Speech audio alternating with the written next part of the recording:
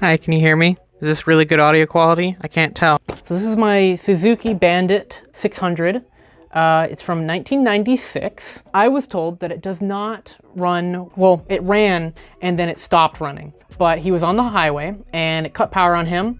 He came back for it later, he drove it home and it cut power on him and it never worked again. So we're gonna see if that's true or not, and we're gonna do everything that we can to make it run and then not turn it into a motorcycle again. All the fuses are fine, which is actually really bad because I wish they were broken. That way so I knew what wasn't working. But they're fine, I already checked them. Anyway, I don't have a battery. Let's go find the battery. I already tested it. This battery has like 4 volts in it. It's supposed to be 12. Thought it was a 6 volt battery for a while because it was at 4 volts. So I tried to charge it at that. No, it's a 12 volt. I checked. This is a 11 volt lithium ion battery. So let's just see if lights turn on or whatever. Okay, see, we got our positive over here. Negative is over here. This isn't going to like crank over anything. This is just going to turn on lights. Okay, so cool. We don't have a short anywhere. Turn on this. Ooh. Nothing. Wow, that's dusty. Did it trip? No. Let's see, does the lights turn on? No. Oh, I heard a little toggle switch go on.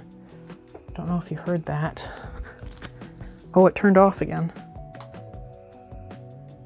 Why did, oh! There's a relay clicking in there. So it's doing something, but we have a headlight. That's great. Let's turn that off. By the way, we're missing a mirror. Yeah, well, we got this one, sort of. Anyway, what turn signal? Oh, the relay went off again. Oh, look at that. Oh, and the relay turned off again. We're probably getting a low voltage. Ooh, look at that. Lovely. Yeah, we're probably getting a low voltage on the ECU for the motorcycle. Probably, yeah. Yeah, so this isn't powerful enough. So let's power cycle that one more time. Don't hear any clicks. Have nothing on the dash. Key is still on. Still nothing. Let's turn it off. Oh, turn it back on again.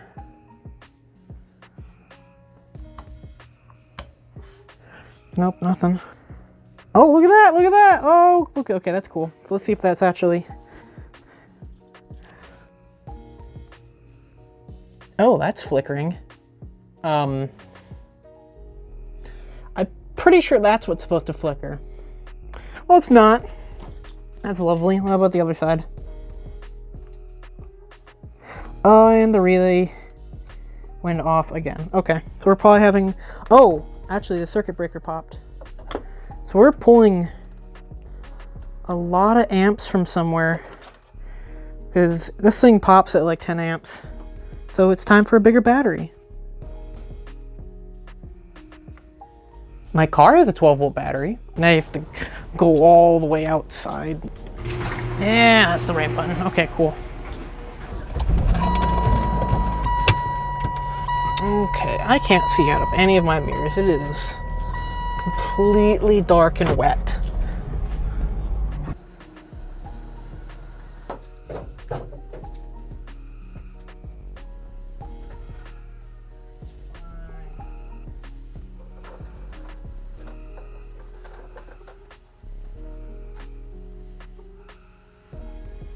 Okay, so take a look at this right here. So now when I turn on the key, nothing happens. But hey, look, there's lights over there now. High beam, low beam. Oh, that's choke. Oh, is the light just always on? I guess it is. What about turn signal? Ooh, look at that. Fancy. That also flickers. I don't think that's supposed to do that, but it does. What about the other side? Much dimmer, but look at that. That's also still flickering. That's not like a lens thing that like it's also flickering. But it doesn't matter. I'm not gonna rev the bike or try to start it over, but the lights turn on, which is great. I should get the actual jumper cables, shouldn't I? I should have done that in the first place, shouldn't I? Detach the car. So the motorcycle is unplugged. Now the bike has no fuel in it, so it's fine. It's not like it's actually gonna start up. I at least would like to hear it turn over, you know? Okay, so the goal is to not kill my car battery, but it very well could if I leave this on too long. I mean, heck, I leave my lights on in my car like one time in the history that I've owned it, and guess what happened? It died. It was only on for like 3 minutes though, so. Then again, I did replace that battery, so, you know, what you gonna do? Okay, let's make sure this is not touching any other metal like it definitely is right now. That'd be preferable if it didn't. Yes, I am aware that towels are flammable. Okay, cool. So now, does it still work? Yeah, take a look at this. Now when I turn on the high button, the little lights turn on, so I'm assuming, oh, that is much brighter. Yeah, okay. Oh, does that mean the turn signals will work now properly? Oh, it's so much brighter. Do I try and turn it over? I mean, I guess there's nothing stopping me, right? I mean, it's as if I have a battery plugged in, which I do. Is that a dumb idea? I feel like it's a dumb idea, but I also feel like it's completely normal. Probably because I've never turned on a motorcycle before. Well, I guess I turn it over. So how do I do that? So I have an on switch. There's a start button, so I assume I press the start button. Oh, okay.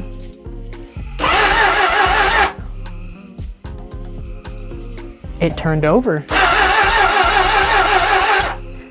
It sounds like it has compression. It sounds low. Oh, that is much faster. That's a lot faster. So I guess I turn the choke on. Is that a horn? I got a horn!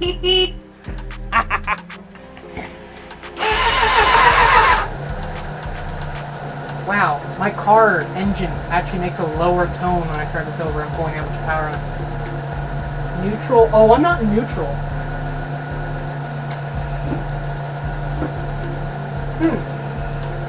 How do I do that? I shouldn't be turning this over if I don't know it's in neutral. How do you know if it's in neutral if the neutral light doesn't turn on?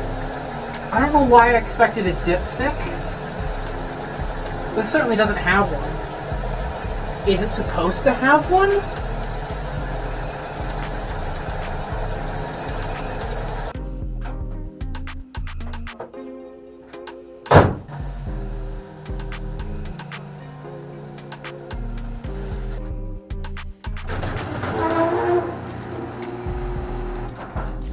Doesn't seem like yet we have an electrical issue. I say yet very gently because karma. Wait, no, that's not the right word. So I am glad I did that. So as you can see, this motorcycle is a bit bigger than me. It weighs, I don't know, 3-4 times more than me, which, I don't know, is that a lot? I feel like that's a lot. I mean, I can't really touch my feet on the ground. I mean, you can't see, but my feet don't touch the ground. Yeah, see, they don't touch the ground. I'm a good foot off the ground. I know I'm a short person. They don't stretch. Realistically, if I get onto this lap, oh god dang it. I'm tippy-toed on it. As much fun as this would be fixing it to like be good and rideable again, don't really want to do that. I would like to get it running. Maybe I'll have one of my friends who actually knows how to ride a motorcycle, and I'll go up and down the street once, you know, if it does run. Realistically, we'll see from there. I mean, the only thing really wrong with it is the tire in the back is, well, to say it doesn't really hold air. You probably can't see, but it's dead flat. The front one, it's actually not that bad. I mean, it's still got air. It probably shouldn't be ridden. I mean, this whole bike was probably really shouldn't be ridden. To name specs, so this bike is the GSF600S. which is the Suzuki Bandit 600. It has a brake horsepower of 79, which is 59 kilowatts at 9,500 RPM, 45.6 foot-pounds, which is 62 Newton meters at 8,500 RPM. It has a estimated top speed of 128 miles per gallon of 47, a 19 liter or a 4.18 gallon tank, and it's supposed to have an estimated range of about 170 to 190 miles. It does say it has 32,000 miles on it, but I was also told to not trust that because that's not the factory odometer. So it might be less, it might be more, who knows? All I know is that it's a bike and I own it and it's right here in my garage and it doesn't have a battery in it, so I can't start it over. So the gas tank actually takes the key, which I guess makes sense, you know, since the gas tank is right here on the front. You know, you don't want anybody stealing your gas. It's not like regular gas caps, I guess. It's bone dry. I bet you can even see that. That's, yeah, there's completely nothing in there, which actually is a really great thing if you think about it. That means that there's probably no bad gas in the carburetors. It is a 4-cylinder. All four, so you can see all 4 of them.